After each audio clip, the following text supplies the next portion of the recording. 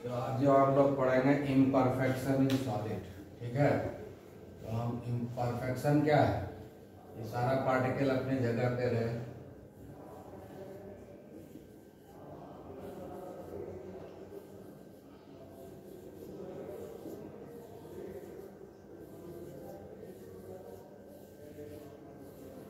ये हुआ कि परफेक्टली है, जहां पर ये परफेक्ट क्रिस्टल हुआ, ये क्या है, परफेक्ट क्रिस्टल है। लेकिन ये जो परफेक्शन देख रहे हो ना, ये एकदम परफेक्ट क्रिस्टल है, इस सबका पोजीशन फिक्स है, किसी का चेंज नहीं हुआ है। और ये जो परफेक्ट क्रिस्टल हुआ, परफेक्ट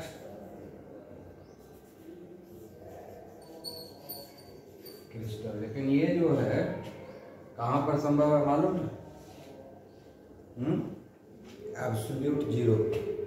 एब्सोल्यूट जीरो कहां पर होता है? -273 एट -273 डिग्री सेल्सियस, है ना, और एट 0 केल्विन, ठीक है। It is called absolute zero. Only at this temperature crystal has got their ideal arrangement, ठीक है ना, आया बात समझ में? तो एब्सोल्यूट जीरो मतलब -273 डिग्री सेल्सियस पर ही परफेक्ट क्रिस्टल मिलेगा। मतलब जो अभी तक हम लोग क्रिस्टल के बारे में पढ़े हैं, पोजीशन फिक्स होता है, उस पर लॉन्ग रेंज ऑर्डर होता है, पढ़े है ना सब। क्रिस्टल का पोजीशन चेंज नहीं होता है, पार्टिकल का पोजीशन जो होता है क्रिस्टल में वो चेंज नहीं होता है। ये सब कब संभव है? -273 डिग्री सेल्सियस पर। जैसे ही टेम्परेचर बढ़ना शुरू हो गया, इसके पार्टिकल्स में वाइब्रेशन बढ़ने लगे, है ना। वाइब्रेशन से थोड़ा ज़्यादा आ गया अगर इसमें काइनेटिक एनर्जी, तो जैसे जैसे टेम्परेचर बढ़ा, इसका थर्मल एनर्जी बढ़ गया, पार्टिकल्स का थर्मल एनर्जी बढ़ गया। जैसे जैसे थर्मल एनर्जी बढ़ेगा तो वाइब्रेशन ज़्यादा होने लगा, और ज़्यादा वाइब्रेशन होने में कभी कभी होता है, जनरली होता है, सभी क्रिस्टल्स में होता है कि कुछ ना कुछ पार्टिकल्स का पोजीशन चेंज हो जाता है। या तो पार्टिकल का पोजीशन चेंज हो जाएगा, कोई 2, 4, 10 इस तरह का पार्टिकल का पोजीशन चेंज हो गया, यहाँ खिसक के यहाँ इंटरस्टिशियल साइट में आ गया। इंटरस्टिशियल साइट सब खाली है ना, इसमें आ गया। सब तो इंटरस्टिशियल साइट्स भरा हुआ नहीं है, ऑक्टाहेड्रल टेट्राहेड्रल पॉइंट जो है वो भरा हुआ नहीं है, तो कुछ उसमें चला गया। जैसे जैसे टेम्परेचर बढ़ा, है ना, थर्मल एनर्जी बढ़ गया, काइनेटिक एनर्जी बढ़ गया, उसके चलते चला गया, ठीक है।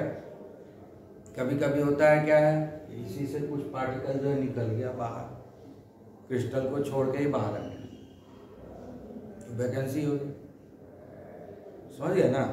कभी कभी क्या होता है कि पूरा कॉलम ही यहाँ से उठ के हट जाएगा, दूसरे जगह चला जाएगा, समझ गए। कभी कभी ये पूरा रो ही हट जाएगा। तो पार्टिकल्स का पोजीशन अगर चेंज होता है तो हम उसको बोलते हैं पॉइंट डिफेक्ट। जब परफेक्ट क्रिस्टल में है और जब टेम्परेचर बढ़ने लगता है, तो अगर पार्टिकल्स का पोजीशन अगर चेंज हो जाता है, इधर उधर अपना ओरिजिनल पोजीशन छोड़ के कुछ नया पोजीशन पे चला गया, या तो इंटरस्टिशियल साइट्स में चला गया, या छोड़ दिया, क्रिस्टल को छोड़ के बाहर इवैपोरेट होकर निकल गया, है ना, तो उसको हम लोग बोलते हैं पॉइंट डिफेक्ट्स। और पूरा रो या कॉलम ही शिफ्ट हो गया अपना पोजीशन से, तो उसको हम लोग बोलते हैं लाइन डिफेक्ट। जैसे ये पूरा का पूरा ये कॉलम हट जाए, यहाँ से चले जाए, यहाँ आ जाए, या बॉडी को छोड़ दे, तो ये हो गया लाइन डिफेक्ट्स। ये भी ऐसे पूरा है, मतलब कहीं से भी एक पूरा लाइन जो है ना, रो या कॉलम एक उठ के हट जाए, 1, 2, 4, 10 जो भी हट सकता है, 1 भी हट सकता है, 2 भी हट सकता है, ज़्यादा भी हट सकता है। It all depends upon thermal energy, कितना थर्मल एनर्जी है, कितना वो काइनेटिक एनर्जी प्रोवाइड कर रहा है, तो उसके हिसाब से ही ना हटेगा। हाँ, तो जैसे ही हट गया तो उसको हम लोग बोलते हैं लाइन डिफेक्ट्स, ठीक है ना। हाँ, तो पूरा अगर रो हट जाता है ऐसे, ये अपना पोजीशन चेंज कर लिया पूरा ये रो, या ये पूरा कॉलम अपना चेंज कर लिया, या ये रो चेंज कर ले, या ये रो चेंज कर ले, या ये कॉलम, या ये कॉलम, कोई भी कॉलम अपने पोजीशन को चेंज कर दे, ठीक है, तो उसको हम लोग बोलते हैं लाइन डिफेक्ट्स। उसको क्या बोलते हैं, लाइन डिफेक्ट्स। पूरा रो का पोजीशन में चेंज हो गया, या पूरा रो ही क्रिस्टल को छोड़ के बाहर निकल गया, है ना, इवापोरेट हो गया, वेपर बन गया। तो इस तरह का जो डिफेक्ट्स आया, इसको हम लोग बोलते हैं लाइन डिफेक्ट्स। अभी जो है तुम लोगों को लाइन डिफेक्ट्स पढ़ना नहीं है, that is not in your syllabus, है ना। You are going to study only the point defects, ठीक है। So what we talk about the ideal crystal, that is we are not going to get, because we are living at room temperature which is much higher than the -273 degrees Celsius, है ना, we are living around 25 degrees Celsius, 18 degrees Celsius, 45 degrees Celsius. So all those substances which are around us are in this temperature only. So at this temperature, at the normal temperature, the temperature at which we survive, it is not possible to have ideal crystal, ठीक है। कुछ ना कुछ dislocation होगा ही, कुछ ना कुछ defects होगा ही, पॉइंट डिफेक्ट्स हो चाहे लाइन डिफेक्ट्स हो, कुछ ना कुछ होने वाला है, ठीक है। Because we can have only ideal crystal at -273 degree Celsius, because at that temperature it has got the zero thermal energy. कहाँ पर जीरो थर्मल एनर्जी मिलता है? -273 डिग्री सेल्सियस पर, और इतना कम टेम्परेचर दुनिया में कहीं नहीं है। इससे सब जगह ऊपर ही टेम्परेचर है, तो कहीं भी आइडियल क्रिस्टल हमको मिलेगा? नहीं मिलेगा। सब जगह तो इम्परफेक्ट क्रिस्टल मिलेगा। We are not going to get the perfect crystal, we get the imperfect crystal, है ना। सब जगह हम लोग क्या करते हैं? परफेक्शन पढ़ाई करते हैं, यहाँ इम्परफेक्शन पढ़ाई करेंगे, क्योंकि इसका एडवांटेज है। अगर इम्परफेक्शन नहीं होता है ना सॉलिड में, हमको इलेक्ट्रिसिटी नहीं मिलता, समझ गया। इलेक्ट्रॉनिक गैजेट जो हमारे पास है आज इतना, वो नहीं होता है। जो डिजिटल वर्ल्ड बन रहा है ये नहीं होता अगर परफेक्ट क्रिस्टल होता, समझ गया ना। परफेक्ट क्रिस्टल होता तो दुनिया ये दूसरे ढंग की होती, उसमें इम्परफेक्ट क्रिस्टल होने की वजह से ये सब आया, ठीक है। So it has got the advantage, imperfection in crystal has got advantage. It gives up lots of facility to us. That is why we study imperfection here. नहीं तो सब जगह imperfection हम नहीं पढ़ते हैं, perfection सिर्फ पढ़ते हैं, है ना। लेकिन imperfection यहाँ फायदे का सौदा है, so that is why we study imperfection. So here we are going to study only point defects, not the line defects, ठीक है। अब क्या होता है, क्रिस्टल दो तरह का है, दो तरह के कंपाउंड से बना होता है। कुछ क्रिस्टल होता है जो कोवलेंट कंपाउंड से बना हुआ है, कुछ क्रिस्टल है जो आयनिक कंपाउंड से बना हुआ है, ठीक है ना। दोनों जगह डिफेक्ट्स है, समझ गए। दोनों जगह बहुत सारा फैक्टर्स है, जिसमें ज़्यादातर थर्मल फैक्टर ही काम करता है। अब क्या होता है कि आयनिक क्रिस्टल में जो है चार्ज होता है, positive charge, negative charge, cation और एनायन दोनों होता है। उसके बैलेंस को मेंटेन करना पड़ता है, स्टोइचियोमेट्री को मेंटेन करने के लिए, है ना, तब ना न्यूट्रल होगा।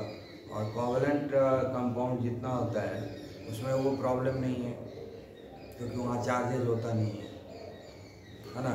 वहाँ पेयर में एटम रहता है, निकलेगा दोनों निकल जाएगा, शिफ्ट होगा दोनों शिफ्ट हो जाएगा, तो वहाँ पर वो प्रॉब्लम नहीं आता है। लेकिन आयनिक में क्या होता है, दो तरह का डिफेक्ट्स हो जाएगा, स्टोइचियोमेट्रिक डिफेक्ट्स, नॉन स्टोइचियोमेट्रिक डिफेक्ट्स। स्टोइचियोमेट्रिक डिफेक्ट्स मतलब क्या होगा कि ये उसके स्टोइचियोमेट्री को मेंटेन करता है। स्टोइचियोमेट्री क्या है कि जो हम लोग साइंटिफिकली स्टडी करके जो मॉलिक्यूलर फार्मूला बनाते हैं, तो उसमें जो रेशियो होता है कैटायंस और एनायंस के बीच में, वही रेशियो हमको आना चाहिए। प्रैक्टिकली भी एग्जिस्ट करना चाहिए, लेकिन तो अगर प्रैक्टिकली और थियोरेटिकली दोनों मॉलिक्यूलर फार्मूला सेम आता है तो हम बोलते हैं कि ये स्टोइचियोमेट्रिक कंपाउंड है। लेकिन थियोरेटिकली और प्रैक्टिकली अगर मॉलिक्यूलर फार्मूला में हल्का डिफरेंस होता है, पॉइंट में नेग्लिजिबल डिफरेंस होता है, तो हम बोलते हैं उसको नॉन स्टोइचियोमेट्रिक, ठीक है ना। तो स्टोइचियोमेट्रिक डिफेक्ट्स में क्या होता है कि कैटायन और एनायन इस तरह से डिसलोकेट करता है या गायब होता है ताकि उसके स्टैचियोमेट्री में कोई डिफरेंस नहीं आता है, मतलब केटायन और एनायन के रेशियो में कोई डिफरेंस नहीं आता है। लेकिन नॉन स्टैचियोमेट्रिक डिफेक्ट्स जो होता है उसमें क्या होता है कि केटायन और एनायन का बैलेंस बिगड़ जाता है, तो वो हो गया नॉन स्टैचियोमेट्रिक डिफेक्ट्स, समझ गए हाँ। और जो नॉन आयनिक कंपाउंड है उसमें स्टैचियोमेट्री का कोई प्रॉब्लम आता नहीं है, क्योंकि उसमें तो चार्जेज होता नहीं है, ठीक है ना। तो केटायन और एनायन का रेशियो का वहाँ पर सवाल नहीं होता है, इसलिए उसमें नॉन स्टैचियोमेट्रिक डिफेक्ट्स का कोई अलग से बात नहीं होता है, सब के सब स्टैचियोमेट्रिक डिफेक्ट्स ही होता है। नॉन आयनिक में क्या होता है, सारा का सारा नॉन स्टैचियोमेट्रिक डिफेक्ट्स ही होता है। लेकिन आयनिक कंपाउंड में दो तरह का इफेक्ट होगा, स्टैचियोमेट्रिक डिफेक्ट्स एंड नॉन स्टैचियोमेट्रिक डिफेक्ट्स, ठीक है, आया समझ में। तो हम लोग सबसे पहले पढ़ते हैं पॉइंट डिफेक्ट्स, ठीक है।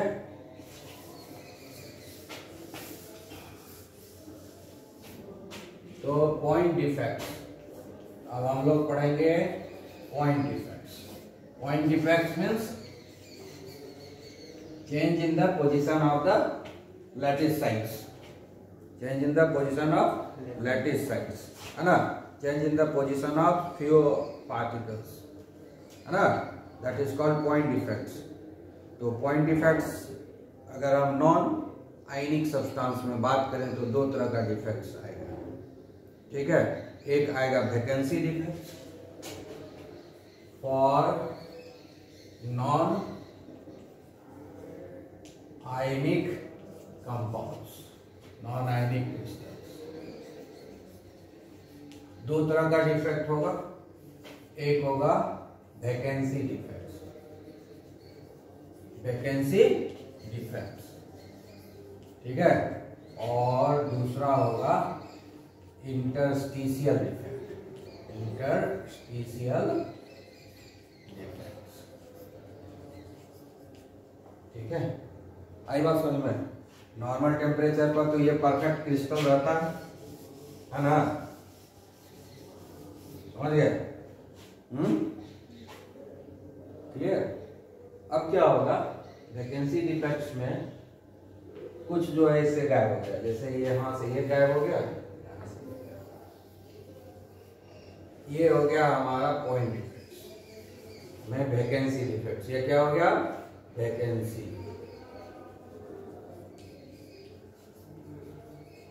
डिफेक्ट्स हो गए, क्योंकि ये जो यहाँ से पार्टिकल्स गायब हो गए हीट करने से, या ऑटोमेटिकली नेचुरली टेम्परेचर बढ़ने से, या हीट करने से भी ये गायब हो गया, ठीक है ना।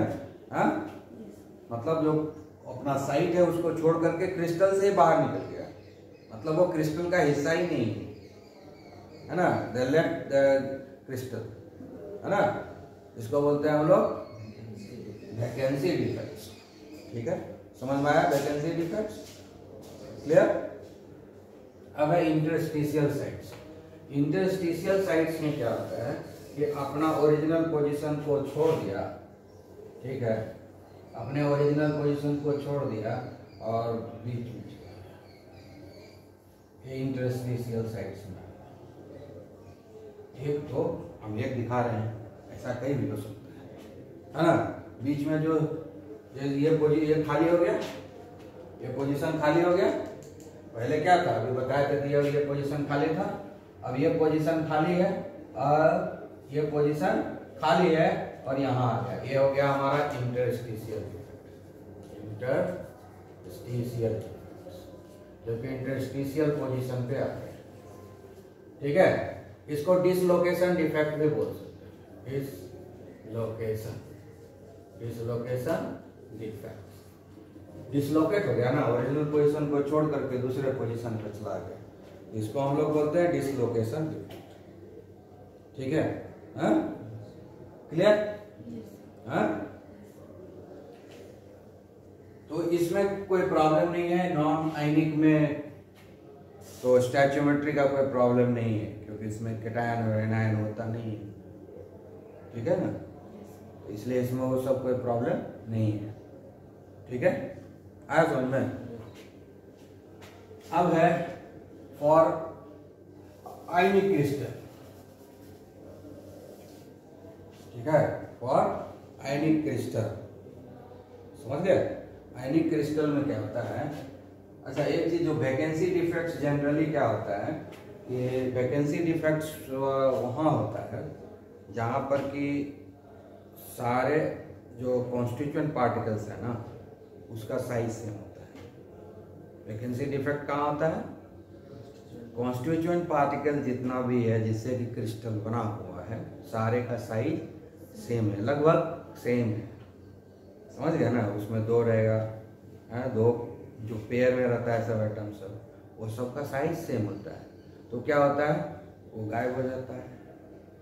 और इंटरस्टिशियल डिफेक्ट्स क्या होता है कि जो पेयर में एटम है, जो कंपाउंड बना है तो पेयर में होगा ना एटम, तो उसमें से कुछ एटम का साइज कम होगा, ठीक है, एक एटम का साइज बड़ा होगा, तो जो बड़ा वाला होता है वो क्रिस्टल बनाएगा, और जो छोटा वाला होता है वो इंटरस्टिशियल साइट में चला जाता है, तो इंटरस्टिशियल साइट तो छोटा होता है, समझ गए ना। हाँ, तो इंटरस्टिशियल और डिसलोकेशन डिफेक्ट कहाँ होता है, जहाँ पर कि पेयर ऑफ एटम में से एक छोटा और एक बड़ा होता है। जितना ज़्यादा डिफरेंस होगा पेयर वाले एटम में उतना ज़्यादा इंटरस्टिशियल डिफेक्ट्स होने का चांस रहेगा, ठीक है, आई बात समझ में। और जब सारे का साइज सेम रहेगा तब वैकेंसी डिफेक्ट होने का चांस होता है। सेम नहीं है तो लगभग बराबर है, थोड़ा बहुत डिफरेंस हो, लेकिन अगर पेयर ऑफ एटम में अगर डिफरेंसेस ज़्यादा है साइज का तब उसमें डिसलोकेशन डिफेक्ट होने का, इंटरस्टिशियल डिफेक्ट होने का चांसेस ज़्यादा होता है, ठीक है। अब इसी डिफेक्ट का नाम अलग हो जाता है जब हम आयनिक कंपाउंड का बात करते हैं, ठीक है ना। वैकेंसी डिफेक्ट जो हम अभी बताए वही आयनिक कंपाउंड में शॉर्ट की डिफेक्ट्स हो जाता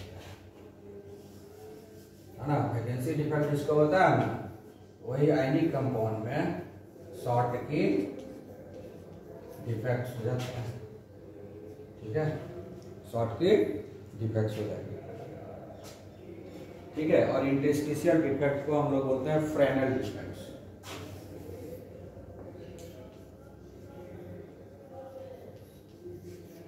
ठीक है, समझ में आया। फ्रेनेल डिफेक्ट्स और डिसलोकेशन डिफेक्ट भी बोल सकते हैं, ठीक है, आई बात समझ में। तो शॉर्टकी ये अभी जो दिख रहा है, अब हमको क्या दिखाना है, एक कैटायन, ये सब एनायन होगा, ठीक है, मान लो ये एनायन है तो ये पॉजिटिव चार्ज है, ठीक है, फिर ये पॉजिटिव चार्ज हो गया, तो ये जगह जो खाली होगा ये हो गया, ये नेगेटिव है, ठीक है, ये नेगेटिव, ये नेगेटिव, फिर ये पॉजिटिव हो जाएगा, फिर ये पॉजिटिव हो जाएगा, पॉजिटिव हो जाएगा, ये नेगेटिव हो जाएगा, ये पॉजिटिव हो जाएगा, ये नेगेटिव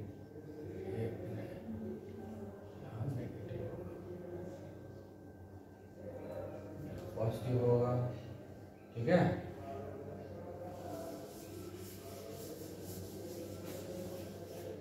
तो इस तरह से हम लोगों को बनाना है, ठीक है। अब जैसे शॉर्टकी डिफेक्ट क्या है, वैकेंसी डिफेक्ट है ना। जैसे ये पॉजिटिव चार्ज है, एक पॉजिटिव चार्ज है, उसको हम लोग क्या बोलते हैं, नेगेटिव चार्ज से घिरा हुआ है, वो घिर गया, फिर यहाँ पॉजिटिव आएगा, यहाँ भी पॉजिटिव आएगा, यहाँ भी पॉजिटिव आएगा, यहाँ भी पॉजिटिव आएगा, आएगा कि नहीं। फिर यहाँ आएगा पॉजिटिव, यहाँ आएगा नेगेटिव, यहाँ आएगा नेगेटिव, फिर यहाँ नेगेटिव, फिर पॉजिटिव, फिर नेगेटिव, फिर पॉजिटिव, ठीक है, फिर पॉजिटिव नेगेटिव, पॉजिटिव नेगेटिव, इसी तरह का ये परफेक्ट क्रिस्टल है ना। शॉर्टकी डिफेक्ट्स क्या है? वैकेंसी डिफेक्ट्स, ठीक है ना। तो अगर स्टैचियोमेट्रिक डिफेक्ट्स मेंटेन करना है तो हम क्या बताए थे कि जब आयनिक कंपाउंड होगा तो इसमें दो तरह का डिफेक्ट्स होगा, तो ये दोनों स्टैचियोमेट्रिक डिफेक्ट्स।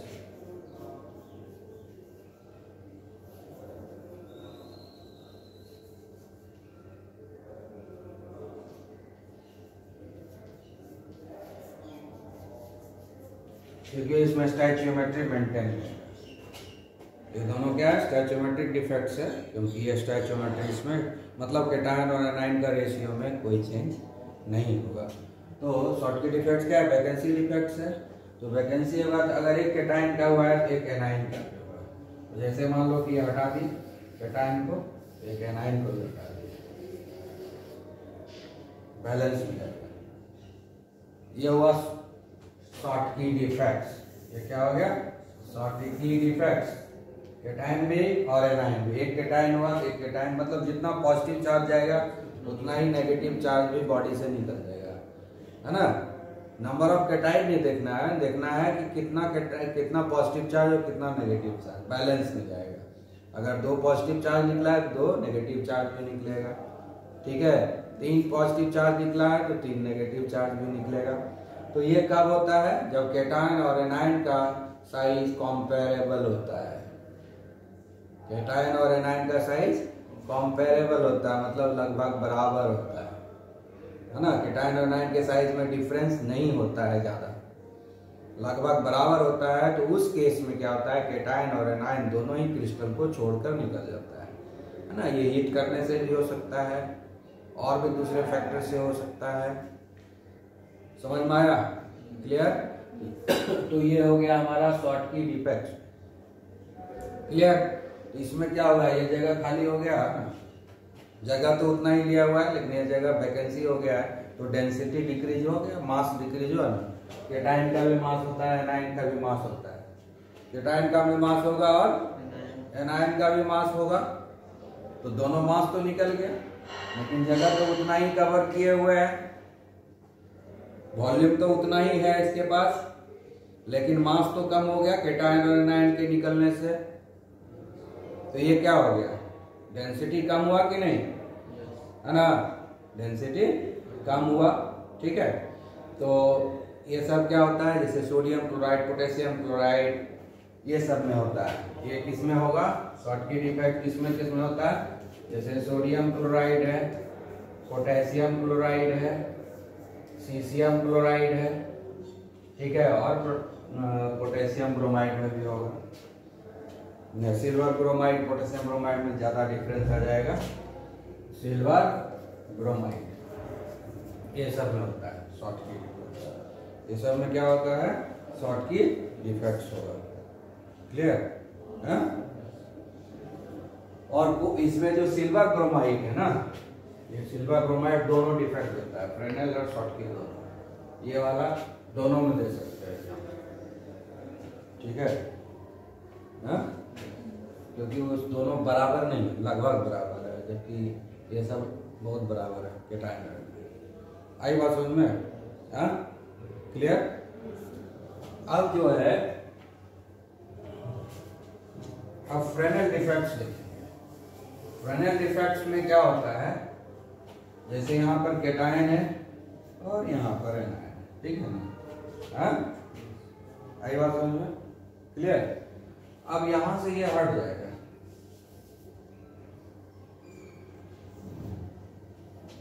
डिसलोकेट कर गया, अपना ओरिजिनल पोजीशन। ये तब संभव है जब केटायन और एनायन में साइज का डिफरेंस ज्यादा हो, दोनों सफिशिएंट, इतना ज्यादा डिफरेंस हो कि इस केटायन का साइज जो इंटरस्टिशियल साइड में अकोमोडेट कर सके, तभी ना डिसलोकेट करेगा, ठीक है। ये कहाँ होता है? जिंक सल्फाइड हुआ, सिल्वर क्लोराइड, ये डिफेक्ट कौन देता है? जिंक सल्फाइड, सिल्वर ब्रोमाइड तो है ही, सिल्वर आयोडाइड, ये सब एग्जाम्पल है, ठीक है। हाँ? Zinc sulphide silver, bromide silver, iodide silver chloride भी हो जाएगा। ठीक है, ये तुमको देगा कौन? फ्रेनेल डिफरेंस देगा। इसमें क्या होता है, कैटायन और एनायन का साइज में बहुत डिफरेंस होता है। कैटायन और एनायन के साइज में बहुत ज़्यादा डिफरेंस होता है। एनायन बहुत बड़ा होता है, कैटायन छोटा होता है। तो क्या होता है, कैटायन सब डिसलोकेट करके इंटरस्टिशियल साइट्स में आ जाता है। तो इस तरह से यहाँ, ठीक है, आया बात समझ में? इसका तो वॉल्यूम उतना ही रहता है, मास भी उतना ही है, तो इससे कोई फर्क नहीं पड़ता है, इससे कोई फर्क नहीं पड़ता है। आई बात समझ में?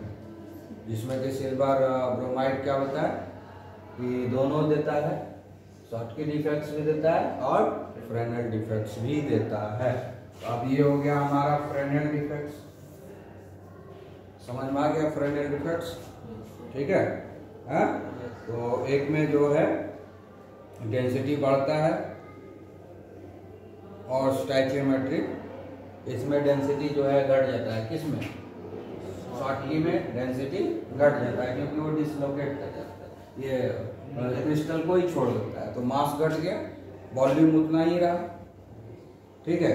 और इसमें हल्का सा डेंसिटी बढ़ेगा। क्यों बढ़ेगा? अपना ओरिजिनल पोजीशन छोड़ के बगल में चला गया, तो ये फिर एडजस्ट होता है ऐसा, तो वॉल्यूम थोड़ा घट जाता है, समझ गए?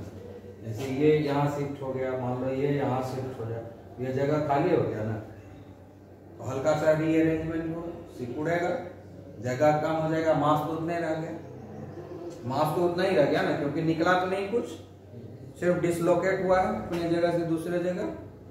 तो जो जगह खाली हुआ थोड़ा सा सिकुड़ गया, उसके चलते जगह खाली होने के चलते क्या हो गया, सिकुड़ गया, क्योंकि सब तो फोर्स ऑफ अट्रैक्शन है, अट्रैक्ट करता है दूसरे को। तो जिसके चलते क्या होता है, हल्का सा डेंसिटी बढ़ जाएगा, बहुत नहीं बढ़ेगा, थोड़ा सा डेंसिटी इसमें बढ़ जाएगा। किसमें? फ्रेनेल डिफेक्ट्स में। लेकिन शॉर्टकी डिफेक्ट्स में डेंसिटी जो है डिक्रीज कर जाएगा, क्योंकि उसमें जो कैटायन और एनायन दोनों का ही वैकेंसी होता है। ठीक है, समझ गए? आई बात समझ में?